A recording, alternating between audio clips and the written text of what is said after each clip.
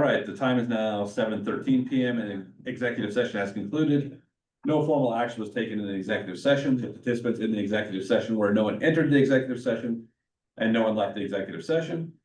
For the record, if any person who participated in the executive session believes that any substantial discussion of any matters not included in the motion to go into executive session occurred during the executive session, or that any improper action occurred during the executive session in violation of the open meetings law, I would ask that you state your concerns for the record.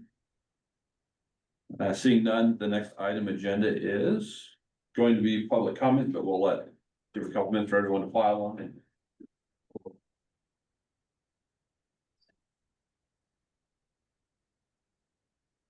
Yeah. Has anyone that is here for public comment signed into the sheet? No. Okay.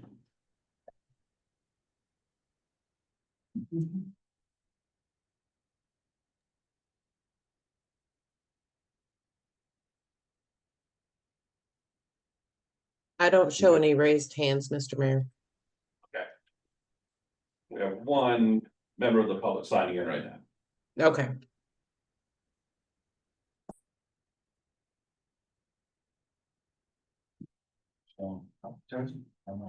There you go. How are you doing? Good.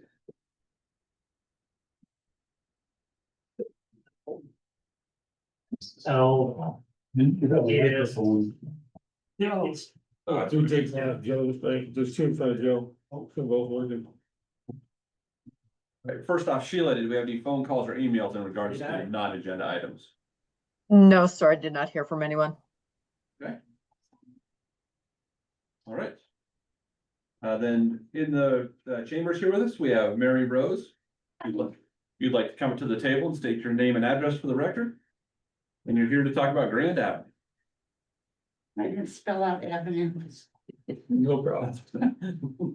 Hi, I'm Mary Rose. I live at 1420 M Avenue for 33 years. So, you guys were talking about speeding a little bit when I was here too early. I like the little light signal that says slow down. No, it's not gonna make everybody slow down, but I think it's a good idea, cause if I come off 16 to try and turn, people are coming up that hill way too fast at commuter time. But Grand Avenue, 3 years ago, Jeff told me, well, we're not ready to repave it because we're gonna dig up the plumbing and the electrical. I said, you could throw some asphalt down, before winter to help with the snow plowing and just to eliminate, the potholes and everything. But then I was given that as a reason why. But what gets me now is at 16th, they did put blacktop from 16th eastward into that little subdivision area. And I'm thinking, well, you've got the paving equipment, you've got the asphalt truck, you got the lay down machine. It's already there.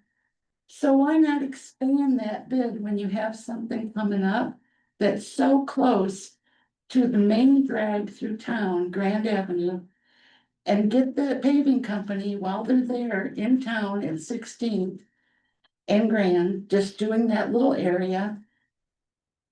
Bundle it all together so that you can just go from Grand Avenue from 16th down to 7th or something, and be done with it. And then someday you can dig up the plumbing and the electrical but that's would take, a long time before we have a main drag through, so. Speeding down Grand Avenue, yes, that's all I got to say. Right. Thank you. Thank you very much.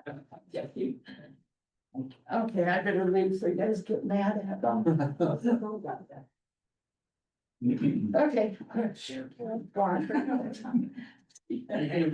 I'll come have a beer, then I'll talk. All right. Good. Everyone else in the public here for agenda items? I don't want to break anyone. Perfect, then the next item on the agenda is the consent agenda. which contains the minutes of the October 27th, 2025 Board of Trustees meeting and the renewal of All In Brewing LLC, doing business as Brew Zone Silt, brew pub liquor license. Would anyone like to discuss any of these? Or make a motion? Mr. Mayor, make a motion to present the consent agenda as presented. Motion by trustee Seifert to approve the consent agenda as presented, and that was seconded by trustee Engelhardt. All in favor? Aye. All opposed? Motion carries unanimously. Excellent. Thanks for joining us. Thank you. I do appreciate you coming in. Thanks for coming in, Rich. Have a good day. See you. Right. Any board members have any conflicts of interest with agenda items tonight? Okay. Next up, any agenda changes by staff or the board? No, sir. Okay, anything by staff? No. Okay, next up then is the water plant construction update.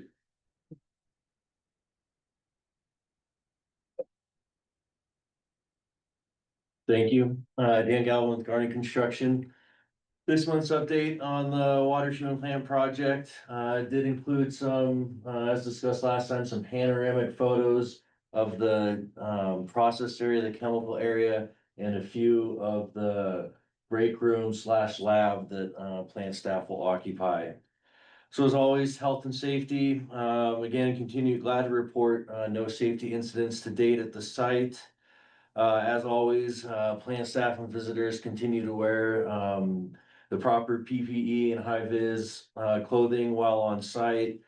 As reported last time, mostly just small vehicle traffic around the site, a few deliveries, UPS, maybe a box truck here and there, but our big traffic is certainly dwindled as of late, again, with the pictures showing the progress there. And then our weather awareness. Again, just monitoring seasonal changes, now the time shift, getting dark a little earlier, just making sure we're moving safe around the site. Most or the majority of our work is inside in lighted areas. Again, construction progress, all that big equipment's in, 99% of the piping is in, including that large bore. And then as we talked about recently, a lot of the small bore, 1 inch, 1/2 inch chemical piping is into the equipment.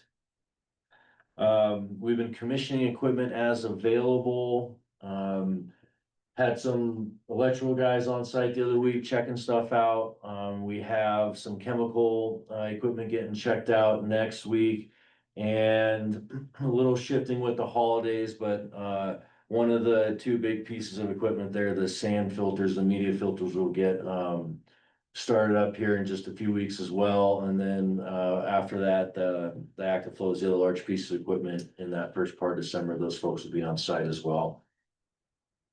We continue to do our process and commissioning meetings with plant staff, the engineers and the consultants on a regular basis, making good progress there, making sure everyone's getting familiar with how this thing starts up. And then once everybody's gone, plant staff's responsibilities and how that equipment operates on a regular basis. As mentioned, the schedule, a little bit of HVAC, those guys should be starting up this week. Electrician's still on site, running a little bit of conduit, adjusting a little bit of the solar, making sure that communicates properly with the backup generator. And then a little bit of work, as we've mentioned previous in the existing plant. We've made those comments that when we do some shutdowns, which we've got probably one coming up in about 2 weeks, getting the emails out to notify the users in town. And again with that equipment and working these vendors availability, still tracking that December, late December, early January performance testing, get everything up online. And then waiting for engineers and consultants to give us after that to go ahead to start distributing, getting that water in the distribution system. Regarding budget items, so we continue to review contingency log updates. especially now as we're getting very close to the end of the project. What's left and having, town staff and consultants, determine, what other, pieces of the plant to do additions or upgrades to. Billing to date, 21.6 out of the 24.3 million, 88%.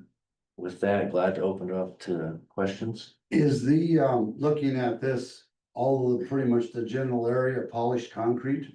No, only the break room is polished concrete, everything else is just, a troweled finish. Just dropping, okay, Yep. so you don't have any tune-up when you leave, everything's pretty well. No, they're going through, one of them, I think one of my guys is in there, putting, a pressure washer on the floor, so we're doing that now, we're doing the tune-up stuff now. Oh, Yeah, but while we're waiting on that, that other equipment, so we've reduced staff size, we're only got like 2 guys on site. And they're just going through, putting furniture together and then doing cleanup. And, a little bit of other odds and ends. But the other part of the concrete, that's just trowel finish, is there any sealer on that at all, or No, there's no sealant, it's just block on? right, yeah. Okay,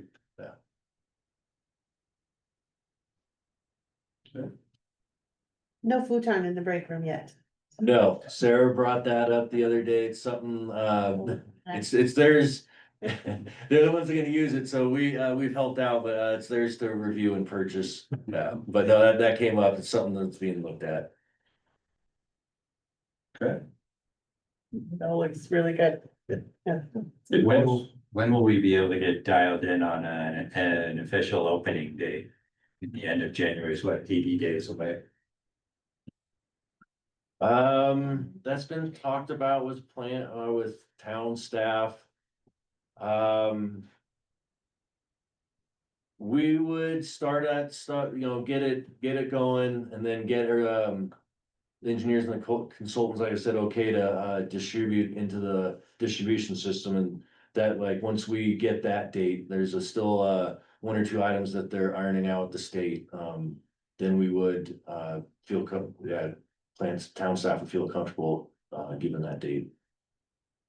1 or 2 items with the state. Can you Just, wrapping up it's the MOR, there's just a few items that, get reported to the state and they're just, again, getting the details ironed out. just a paperwork process? Yes. Great, thank you. Okay. All right. We're almost gonna end these meetings soon. Yeah. Yeah. Okay. Dan's gonna keep coming. Yeah, it's gonna just keep coming. Okay. there's one spot coming out. Okay. All right. All right. Thank you. Thank you. Thank you.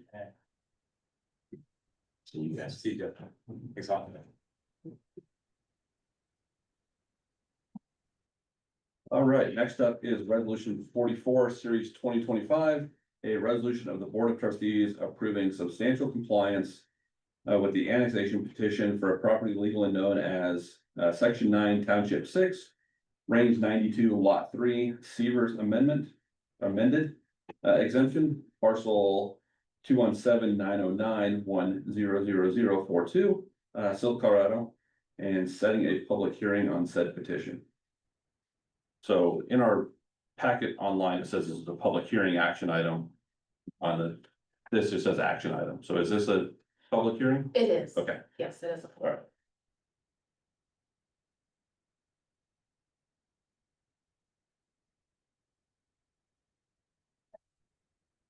Right? It's you, yes. Okay.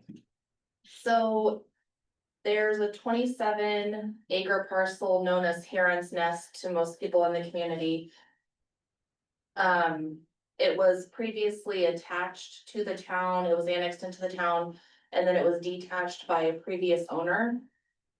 The town has been in conversations with Simone Cassis, who is on the line, as well as his authorized representative, and planner Davis Fair, who's also online. And they are in the process, a multi-step process of annexation. There's been a few annexations that have come in front of the trustees. This is the very first one where we just look at whether or not the application qualifies for annexation, and that's that 1/6 of the parcel is contiguous to town boundary lines. I did put some basic information in the staff report. I gave the description, similar to what I just gave verbally. There is, not that it's relevant to this portion of the process, but I did put a quick overview of what the full proposal is going to entail, which is expanding an existing RV park that would eventually become multifamily housing or short-term RV rental spaces, and constructing 98 manufactured housing units, as well as developing some commercial space and open space. They are proposing, for those districts within the, that'll be.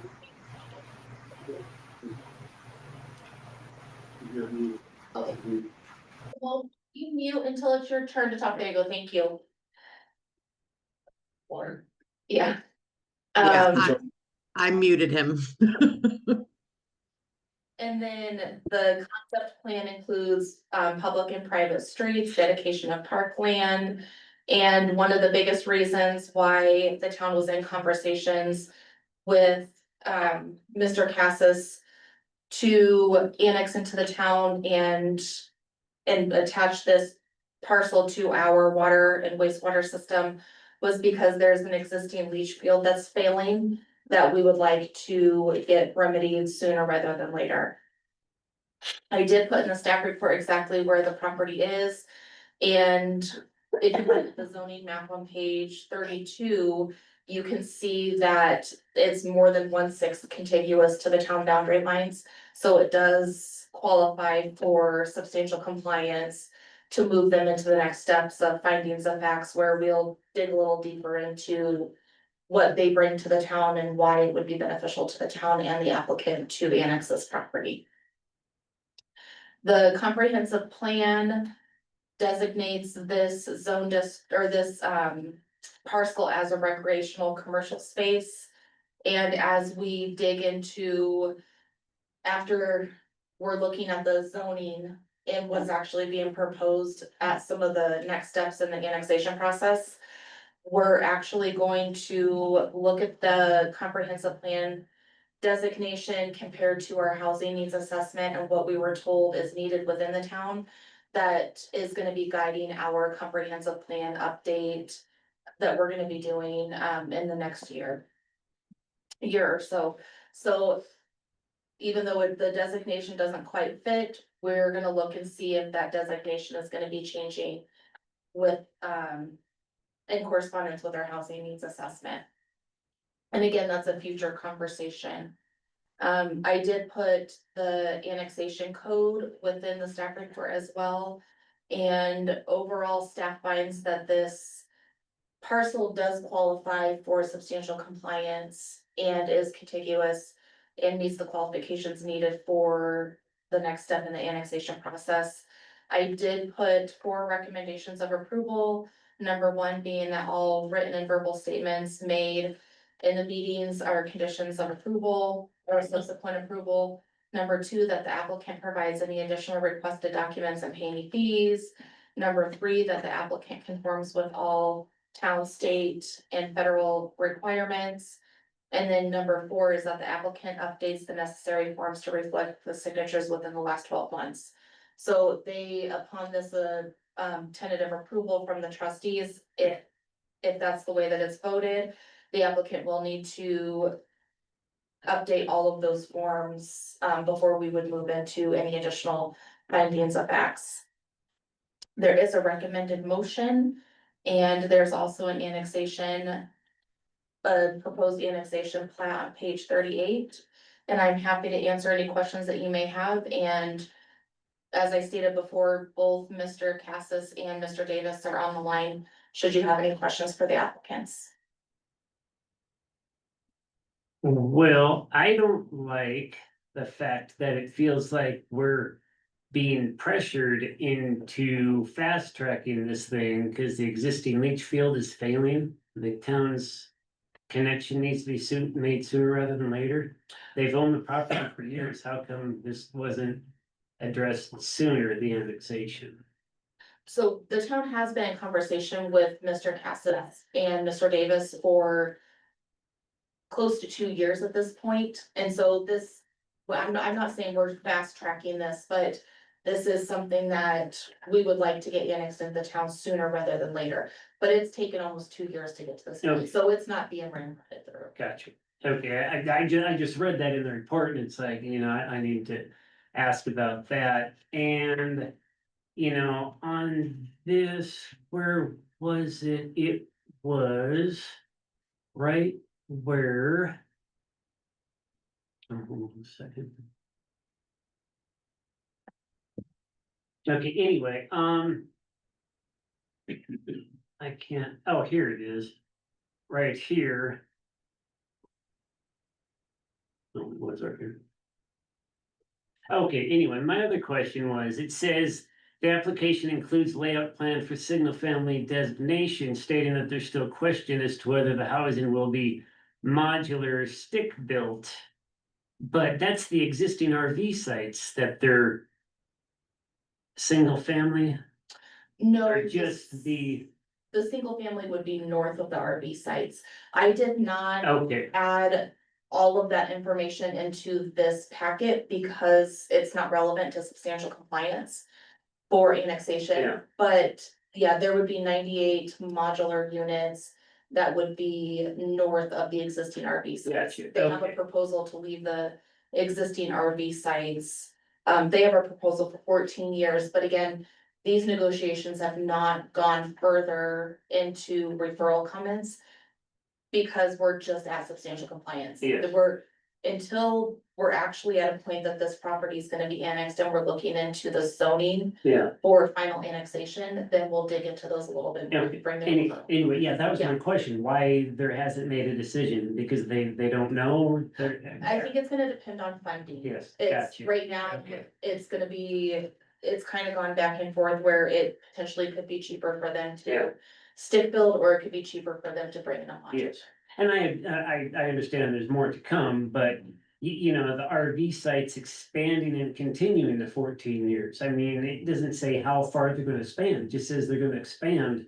But in 14 years, I mean, you might be the only one of us here, so who's gonna be here to go, oh, hey, it's been 14 years, or is it just gonna kinda? So, yeah, Always none be. of that has been negotiated yet. Okay, gotcha. Then those are just some of the points, and my biggest issue is, I mean, the water lines in the RV spaces, they're old 40-plus-year-old galvanized nasty stuff. I do not want the town to all of a sudden become responsible for old water lines that the town's gonna have to to replace. I mean, that's my biggest issue. The applicant would have to redo all of the water lines in the trailer park. And it does say the concept plan includes public and private streets, but it says nothing about water or sewer. I mean, I would kind of favor, if they're not gonna replace those water lines in that RV park, that's gonna be private. I feel the town should not take on that responsibility of that old nasty water system. And that's everything I have.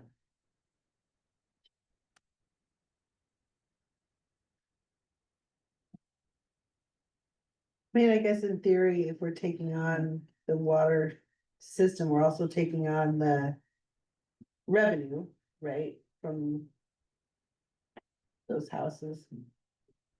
So it's not a total loss, Yeah. right? But if the septic system is failing, doesn't it make sense that the water lines are Yeah, I that mean, far behind? I hear your concerns, but I, That's all stuff to be considered later after this. This is just the Yeah. first step of a lot of Yes. process. And they don't, I mean, if I was doing this, I wouldn't wanna put too much thought and effort into the next steps. Until this step's done, because if this step doesn't get done, then there's no point in doing the next steps. So it's kind of one of those, I understand, I just wanted the applicant and. Oh, yeah, no, And his. I'm sure they appreciate hearing concerns ahead of time, so they know what to look out for. Just a question, what would, how many tap fees would they have to buy from us, just say for the RV park? Would each one have to, each RV spot get a tap fee, or how would that work? Yeah, each space would be assessed a tap fee. So that'd be quite a bit of revenue, I mean, just to your point, the revenue, so that would be, which I and they'd said, have to do a sewer tap too then, right? They would, Well, that'd be a chunk of money each one. And I said that also recognizing trustees Clausen's point, which is a very good point. So, yeah, that, I mean, that's why I was just asking, when you said that, what are we gonna get? That's paramount. Yeah, a typical RV site is 0.2 EQRs. And that's if they're temporary and short-term. These being long-term, we would probably have to assess them at 0.6, which would be the equivalent of an apartment, Okay, or even up to one. I mean, they're there full-time year-round. each one would be a water and sewer, okay. So I guess my thing is, just because a piece of property meets substantial compliance. Is it the right piece of property to bring into town? Do we actually, is this a piece of property that the town wants to attach? I know there's a leach field issue. Maybe what the town wants is the leach field fixed. And maybe there's other avenues besides the town annexing this to get that issue addressed. I think that that's the main issue, is they have a leach field problem, so now the town is the answer. That eventually the state's going to shut them down using their existing leach field, and they're not gonna be able to use those spaces. So, as these negotiations move forward, I think the town needs to remember, we are giving a lot to this potential project. And the town should get everything we can out of it. And Nicole or Mr. Mayor? We're gonna finish our board discussion, then we'll Okay. open. Okay, great. So I mean, I think that comes down to how long till they are on the city sewer system. If in this packet, it says phase 1 in 2 to 3 years.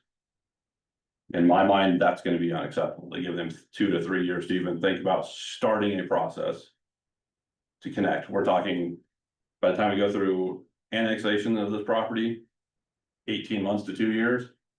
Another 2 to 3 years before they start doing anything. We're 5 years in with a leach field issue that could potentially cause town problems. I think we can move forward with this, but I think the bigger issue is we need to address the leach field problem before 5 years from now. I agree. And by we, you mean that? That they need to. Not relying on the fact that the town may potentially annex this piece of property. Well, even if we annex the property, there still will be cleanup and stuff they'd be responsible for, and that leach field is part of the process. Yeah. Cause the town wouldn't be taking on that responsibility, cause it's not our mess. Correct. I'm aligned with the mayor on this. I have a number of concerns, let's call them. I'm not gonna bring them up now because they're too specific for this phase. I have concerns about the overall use of the space. Are there better uses than what the developer is proposing? If we are going to take this on, I think we should have more of a hand in the outcome.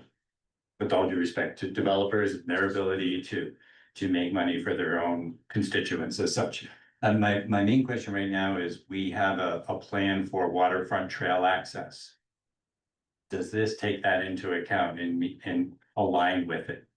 It does. Yeah, they do have in their overall site plan, which again, like I said, they provided, but it wasn't relevant to what substantial compliance needed. It was almost too much information.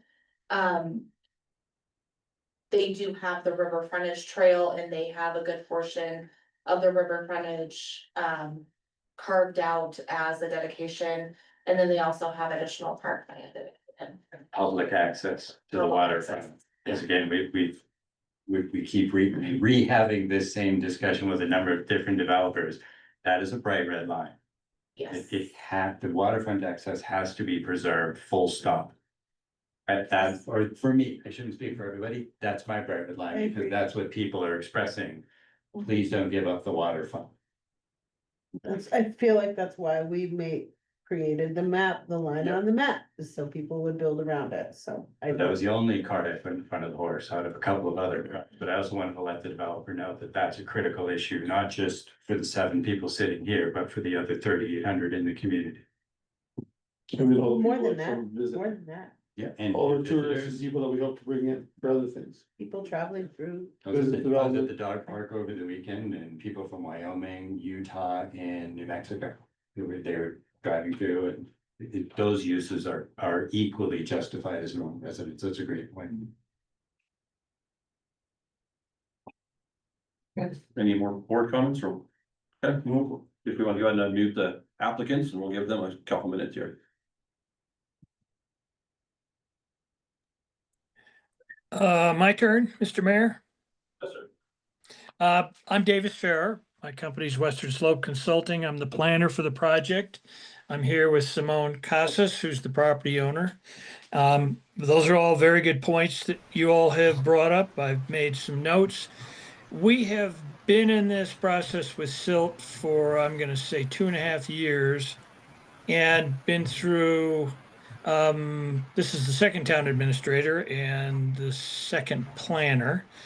So we've had a lot of these discussions, and we will get into these details as this process moves forward and you see more of our application.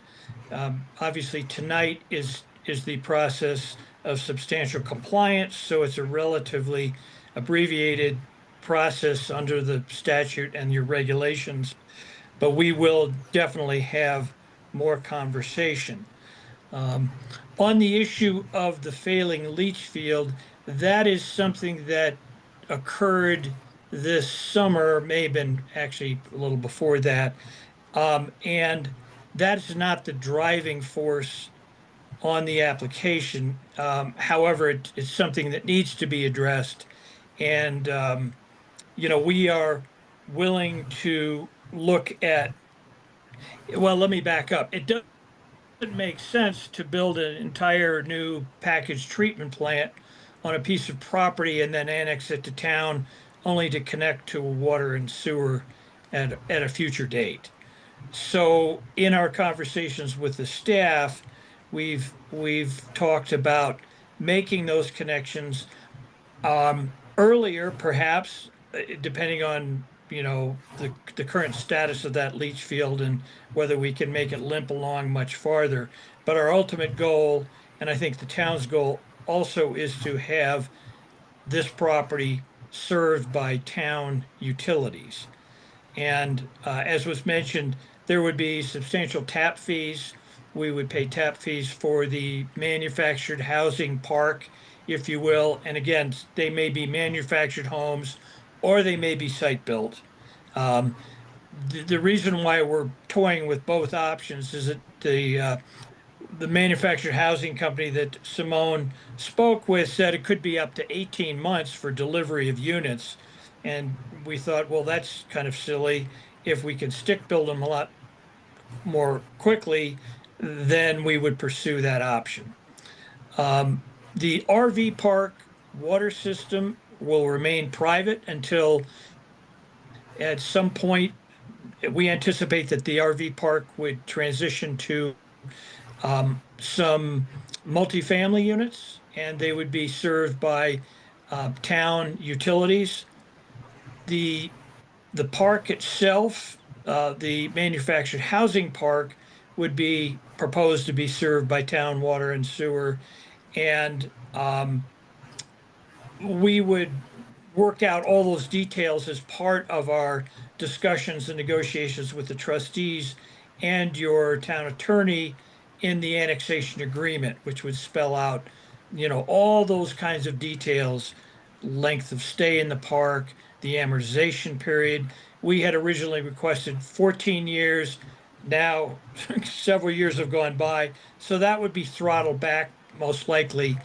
That was being driven by Simone's current loan amortization on that property. So these are all details. We'll be happy to have detailed conversations with you and your staff and get those worked out in a manner that works for both entities, if that helps. Yeah, sounds good.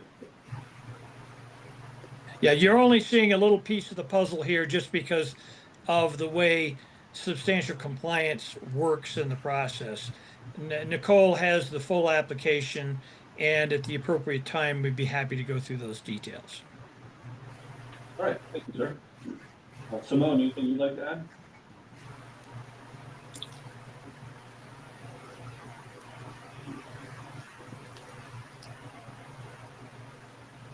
Okay. All right. Any further discussion by the board before the public hearing? Okay.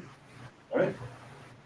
The time is 7:48 PM, and I'll open up the public hearing in regards to resolution number 44, series 2025.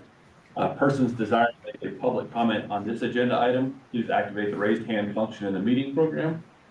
Or Sheila, any phone calls or emails in regards to this agenda item? No, Mr. Mayor, I did not hear from anyone.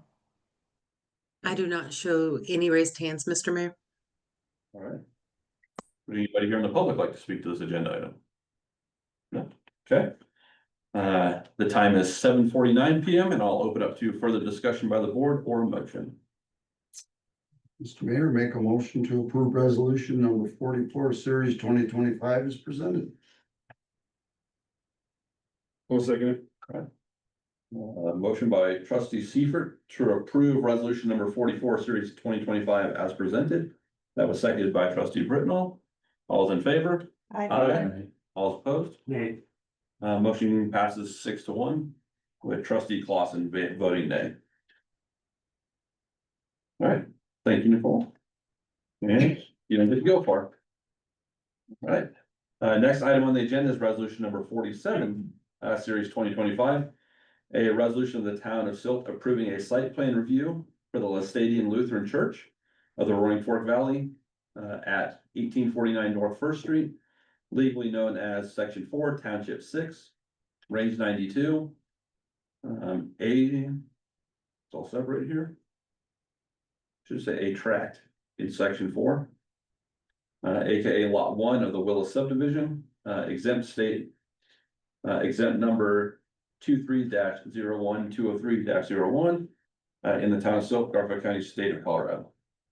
It's over to Director Superintendent. Alrighty. The Lestadian Church had a small portion of property annexed in 2024 that was going to enable them to expand their existing building and create overflow parking. I did put some information in the staff report that talks about the expansion as well as the overflow parking, with the existing structure being 5,185 square feet. And the newly proposed addition would take the square footage up to 15,362 square feet, with an increase of 10,177 square feet. I also put exactly where the location is in the staff report, and that there was gonna be no change to the comprehensive plan or zoning. The church is allowed within the rural zone district, so there would be no change to that either. I did put the municipal code and development agreement requirements. Site plan is typically a decision of the planning commission. And within the annexation process that took place for that small county parcel addition onto the church property, there was a condition of approval that was put into the development agreement that required the board of trustees to be the final decision-making body for any future site plan amendments or approvals. This did go in front of the planning commission with a recommendation of approval to the board of trustees. And then there was also a requirement within the development agreement that the applicant submit a new landscaping plan along with a revised drainage plan, and that both have to meet town staff and engineering requirements with the town code. There was also a breakdown of the parking. The parcel has a mix of fixed and non-fixed seating. The fixed seating is the sanctuary, which is 5,033 square feet, with the requirement of 498 fixed seating spaces, requiring 125 parking spaces. And then the remaining building of the 10,329 square feet has a requirement of a space per every 200 square feet equaling 52 spaces. So in total, the requirement for parking spaces will be 177. And the total spaces that are included within the proposal, including the overflow parking, is gonna be 215 parking spaces total. So they do meet the parking requirements within the town code. I did add some of the requirements within the town code and then the sections of the annexation and development agreement or the board of trustees to reference. And overall staff finds that this application meets the criteria within the Silt Municipal Code. There are some specific recommendations of approval that some are noted and based off of community feedback that we received throughout the annexation process, and then some community feedback that we received in person when they were, when people would come in to look at what the proposal was. So I put 7 conditions of approval, with the first one being that all written and verbal statements made or subsequent approvals, or conditions of approval. Number 2, that the applicant provides any additional requested documents and pay any fees. Number 3, that the site plan approval is for the site plan, not the building permit. Number 4, that the applicant complies with state and town demolition requirements. Part of what they will be demolishing is the existing housing structure that they're using just for storage. And that's where the expansion is actually gonna be to the churches off to the east, where that existing housing structure. And then number 5, that the applicant installs and maintains the landscaping in accordance with the final approved landscaping plan and development agreement requirements. And I wanted to note within those requirements that it includes a solid fence and no gate. With the landscaping preventing access to the overflow parking from the private road, because that is a concern that we received from citizens. Adjacent property owners, is that they were gonna be using that private access road to access the overflow parking. The current landscaping plan does show a berm and a solid fence that would prevent people from utilizing that private space to access the overflow parking. And then number 6 is that the applicant communicates with neighbors before construction begins to mitigate concerns and allow open conversation to proactively take place. And then number 7 is that the applicant familiarizes themselves with the noise ordinance to be cognizant of construction noise, as well as the fact that they are commercial use within or next to a whole subdivision of residential neighbors. I did put a recommendation of approval. I did want to note that the Planning and Zoning Commission reviewed this and recommended approval of Resolution 45. Resolution 45 was actually doubled, and so this changed to Resolution 47, but it is the same application that the Planning Commission reviewed and recommended approval for, just the resolution number changed. There is a resolution at the end of the staff report, as well as the application, and Mr. Byman, the Lestadian Church representative, is in chamber and would be happy to answer any questions that you might have. And I am happy to answer any questions that you might have or fill in any gaps. Okay. Any questions, comments from the board? No, sir. Okay. Anything the applicant would like to add? Not at this time. That's done, okay. All right, if there's no further things, then we'll open up this public hearing. Yes, all right. The time is 7:57 PM and I'll open up the public hearing for resolution number 47, series 2025. Persons desiring to make a public comment on this agenda item, please activate the raised hand function in the meeting program. Or Sheila, any phone calls or emails? I do have the one email from you that I will read into the record. Other than that, Mr. Mayor, no. Okay, I do not show any raised hands, Mr. Mayor. thank you.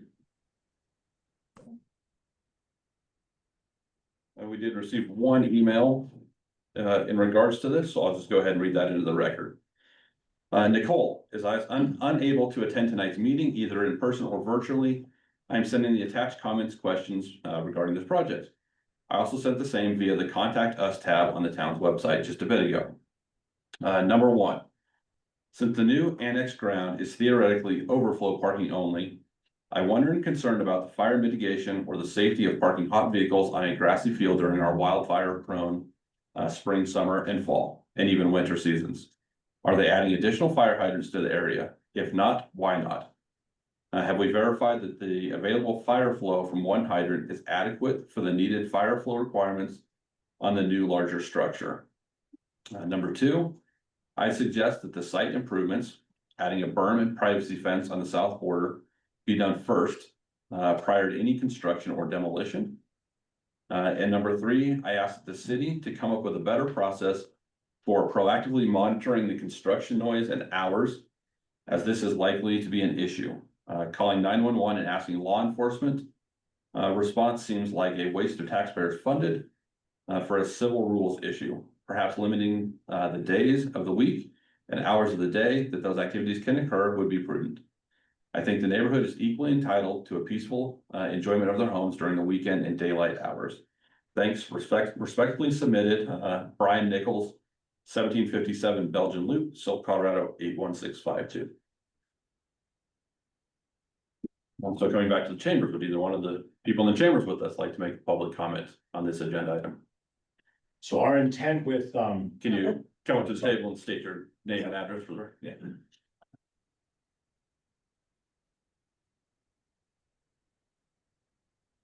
so I'm Darren Byman, applicant for the LLC RFE church expansion site approval.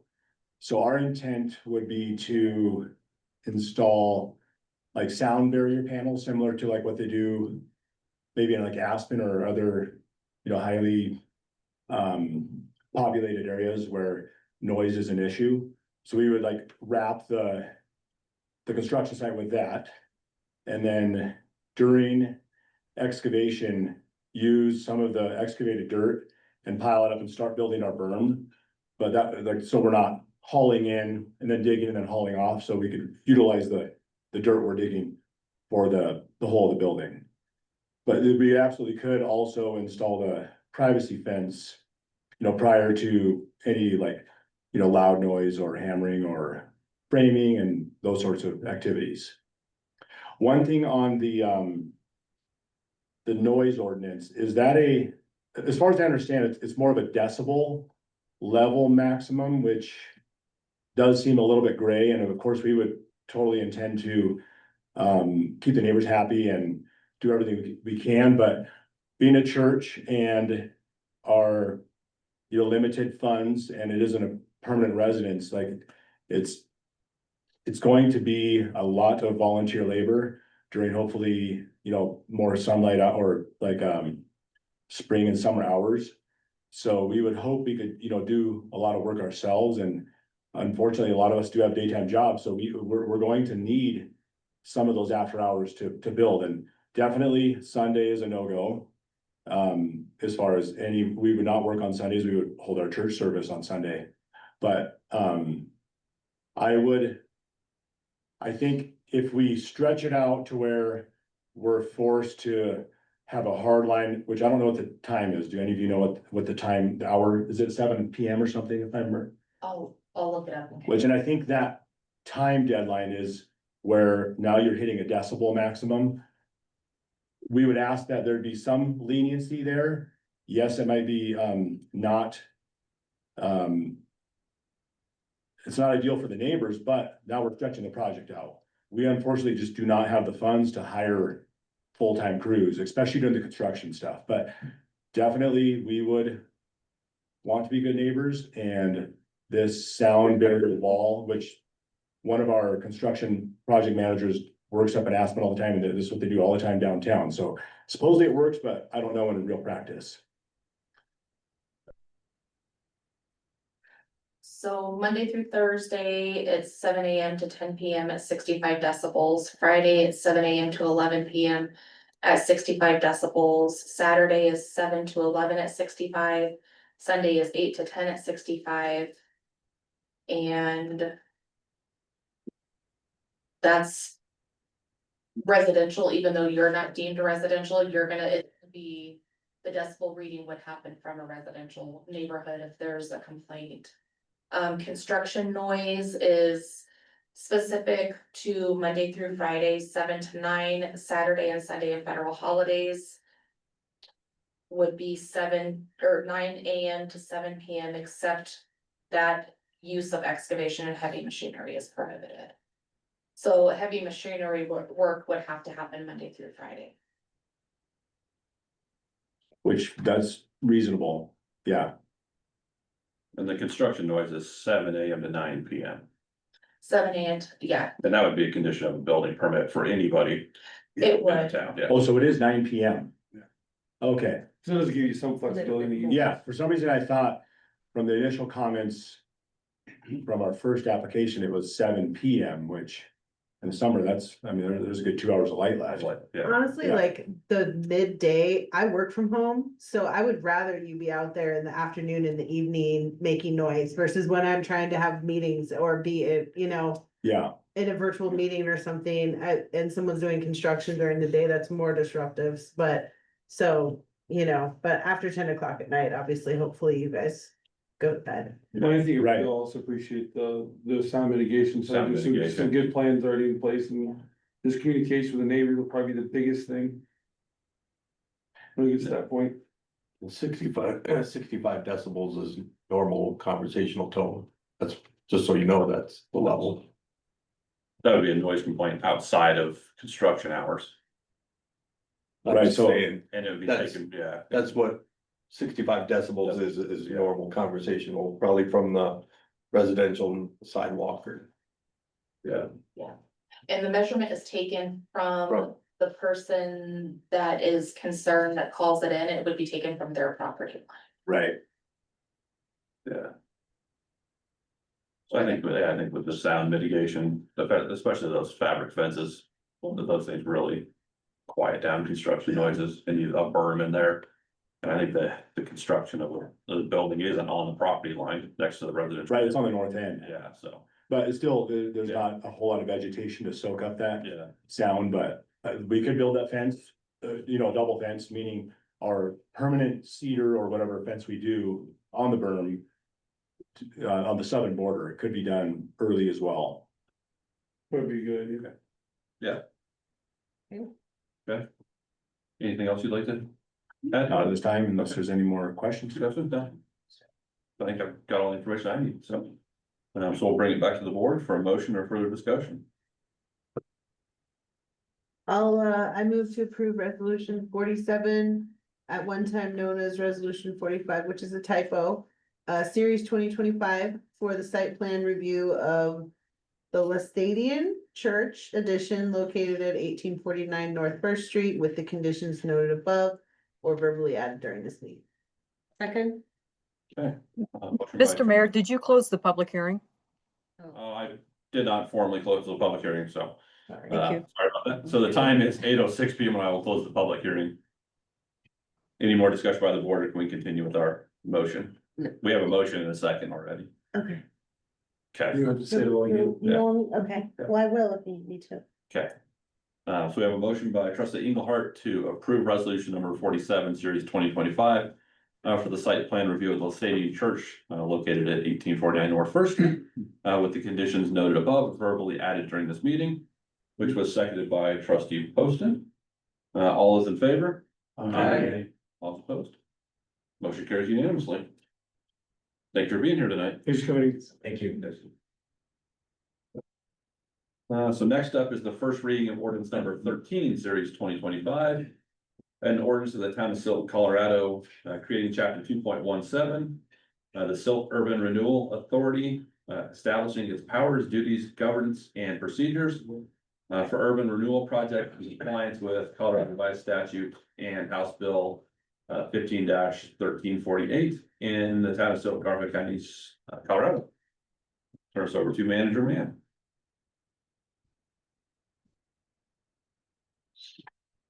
Thank you. This ordinance basically does two things.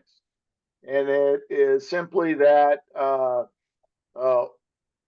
to do any work within our Silt Urban Renewal Authority area, we need to bring the, authority into compliance with, HB 151348, which was adopted back in 2015, that changed the rules in terms of the makeup of an urban renewal authority, requiring the inclusion of the county, the school district, and one other, Title 32 type taxing jurisdiction. And then because the Board of Trustees sits as, the Urban Renewal Authority, we would then need to add an additional, citizen member so that we would have an odd number.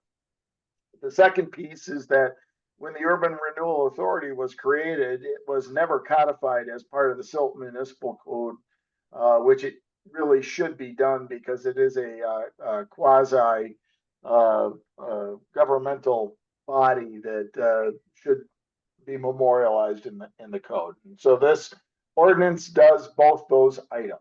I'm happy to answer any additional questions related to the Urban Renewal Authority.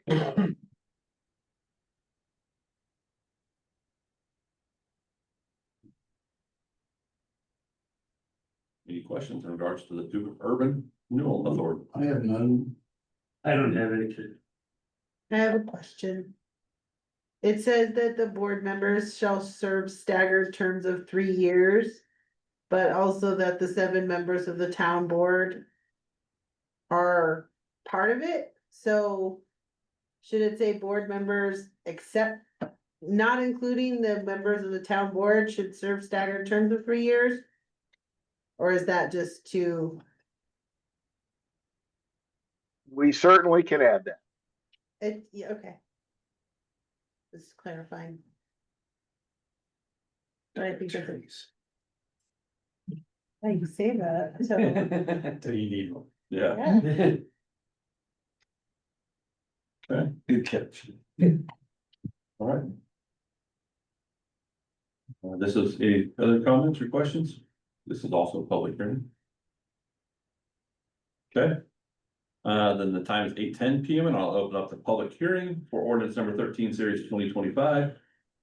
Persons desiring to make a public comment on this agenda item, please activate the raised hand function in the meeting program. Or Sheila, any emails or phone calls in regards to this agenda item? No, I did not hear from anyone.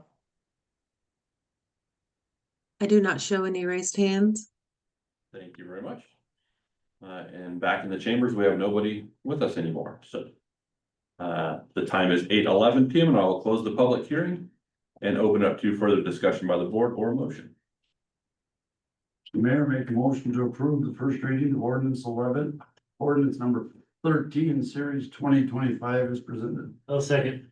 All right, motion by trustee Seifert to approve the first reading of ordinance number 13, series 2025, as presented, seconded by trustee Clausen. All in favor? Aye. All opposed? Motion carries unanimously. Okay, next up is manager and staff reports. I will emphasize tonight a couple of items that are included in my report. First and foremost, the Shoshone water rights purchase process has been moving forward. Given the funding that they have lined up, there remains about a $2 million gap. One of the big areas where there is a problem has to do with the governance and the operation or the utilization of the water rights from the Shoshone water plant. If you recall, these are non-consumptive water rights, which means they come out of the river and they go right back in. There's about a 2-mile gap from where the water rights are drawn, and then they're put back in the river. So it ensures stream flow downstream of a rather significant amount, and these water rights are rather senior. At issue is there are several front range water users that are objecting to the governance structure that has been established by the Colorado River Districts and been proposed to the Colorado Water Conservation Board. There is a meeting on November 19th. It's a hearing where the Colorado Water Conservation Board is supposed to make a determination. They are already 60 days past their deadline. So time is of the essence. We really need to be represented at that meeting. I am in Wisconsin. I'm happy to fly back to attend that meeting. It's in Golden, Colorado. However, if there is somebody from the board who would like to go carry the flag and get your 2 minutes of talking time as a show of force for Western Slope communities, I'd be happy for either to join them or to have them cover it on their own. So with that, I guess we need to make a determination of one, do you want somebody to go, and two, who that somebody's going to be. I'll go. Perfect, because I'm out of town for business. You go as well. I have to get extra childcare for that, so I can leave that morning and then attend virtual obligations when I'm not in the mountains, and I can fit it into my day. So it's time and expense, obviously, but this is so important. I would prefer to read from a script that someone else writes, because this is something where I might sound a little bit dramatic and emotional, even like I want to just say what I'm told to say and represent the town well. And I definitely would like a script for that, but I'd be more than happy to go. Okay, we can work up a script for you. The heavy lifting is going to be done by the River District. Ours is actually more of the emotional piece. So there you go. It's more of the, hey, a bunch of water users on the Front Range shouldn't be dictating what's happening on the Colorado River in stream flows. There you go. Is really what it comes down to. But I will work, Kim, I'll work with you to get that script pulled together and work with you for the contact information of the river districts so that they know you're coming and that they know that you're going to be there carrying the flag as well. Thank you for doing that. And again, my offer does stand that if you want me to come back, I will come back. The last thing that I'll emphasize tonight, and this is it's a bit of an interesting point of history. Today marks the 50th anniversary of the last significant maritime accident on the Great Lakes. 50 years ago today, the Edmund Fitzgerald went down right about now, and all 29 crew members were lost. But that, interestingly, there are recorded 6,000 maritime tragedies on the Great Lakes. That was the last one. And so there were a lot of changes that happened in maritime history after the sinking of the Fitzgerald that have dramatically increased and improved survivability of Great Lakes shipping. So I just thought I'd point that out.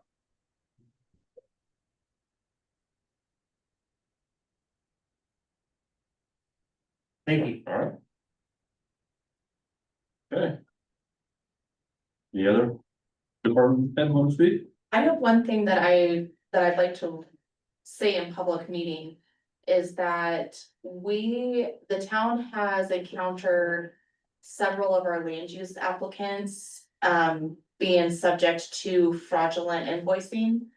And so we have called everybody individually and touch base with everybody, but we did unfortunately have one applicant that fell subject to it and did pay $5,000.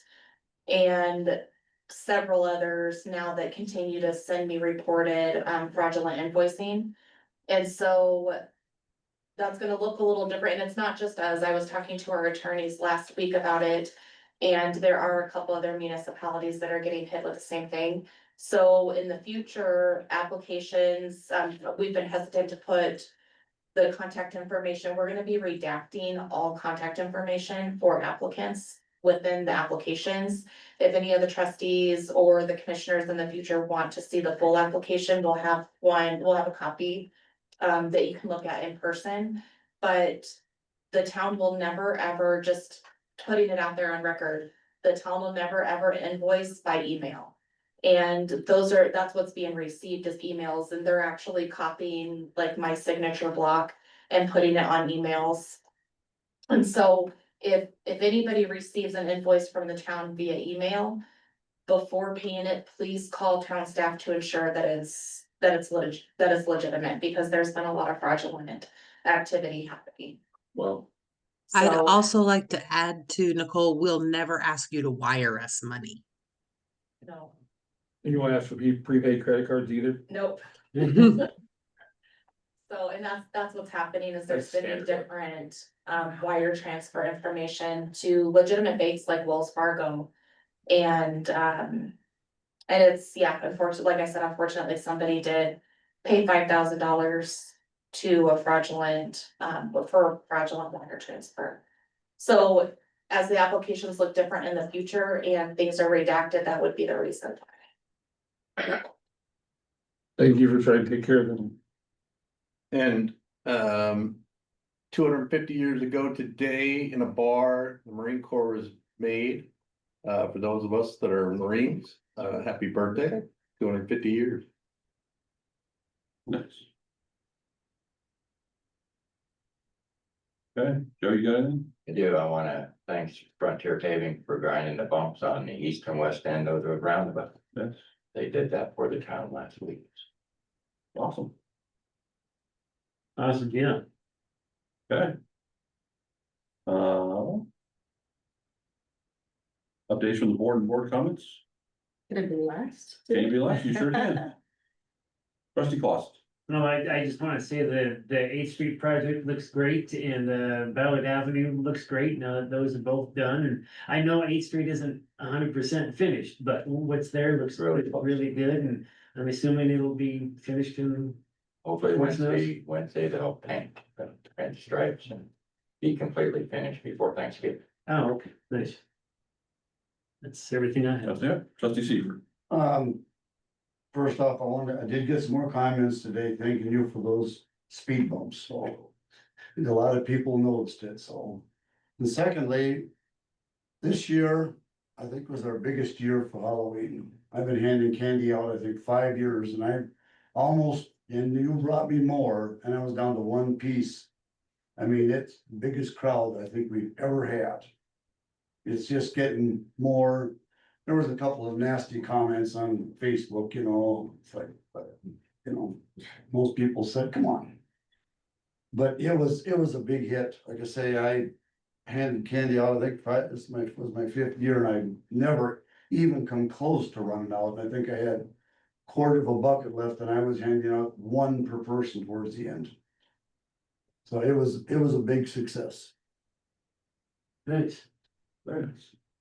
Thank you very much. That's all I had. Mayor Pro Tem. I'm just gonna reinforce what trustee Seifert said. The Halloween event was fantastic. Thanks for all the hard work from staff. I know CDOT also had people there helping block the streets. Silt PD was there.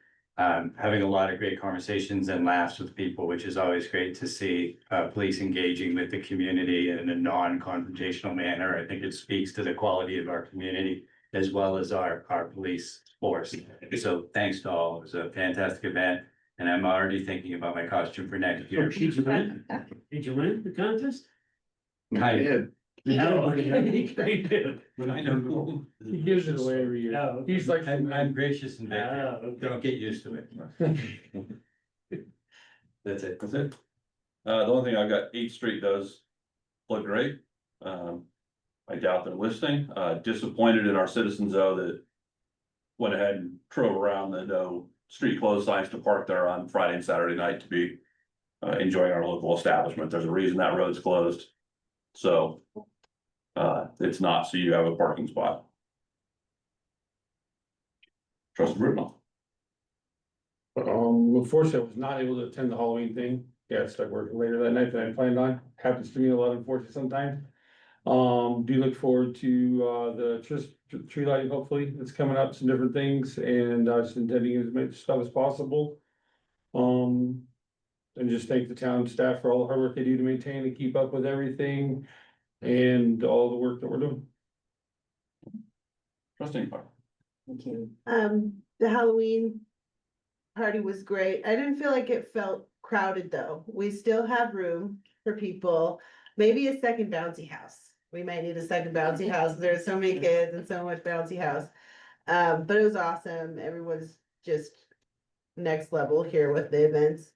The other day I noticed that our sign, when we're coming off the interstate, it says Silt and there's an arrow pointing that way. That's it. And it's not just that side of the highway, first of all. So I think maybe we should think about a new welcome sign on our off ramp on the highway.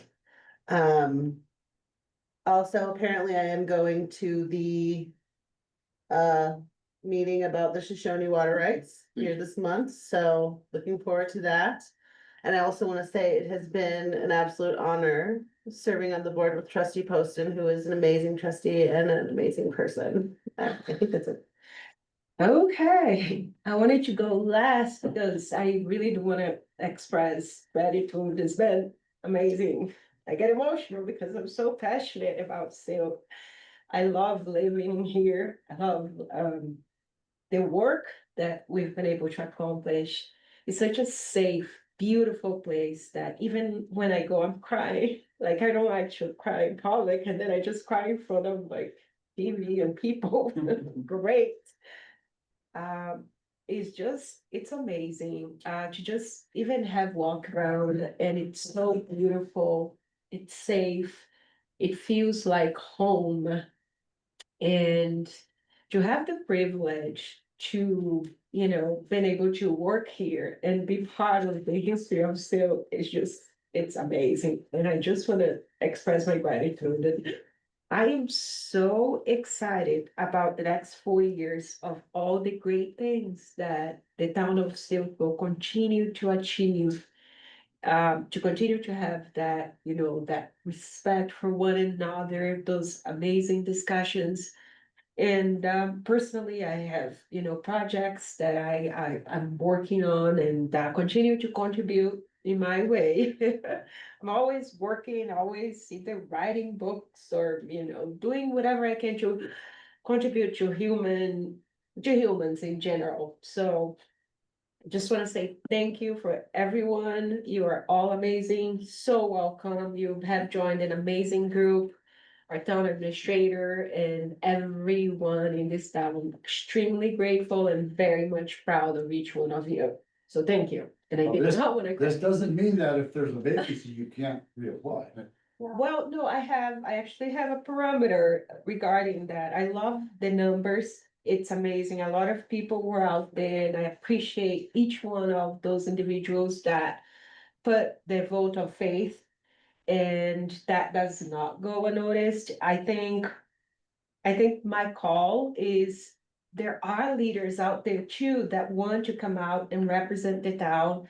And I want them to step forth and forward and have the opportunity to do so. If anything, if I've been able to offer some kind of inspiration for someone that has been sitting on the sidelines and is just hoping for someone like me to say, wow, if she can do it, I can do it.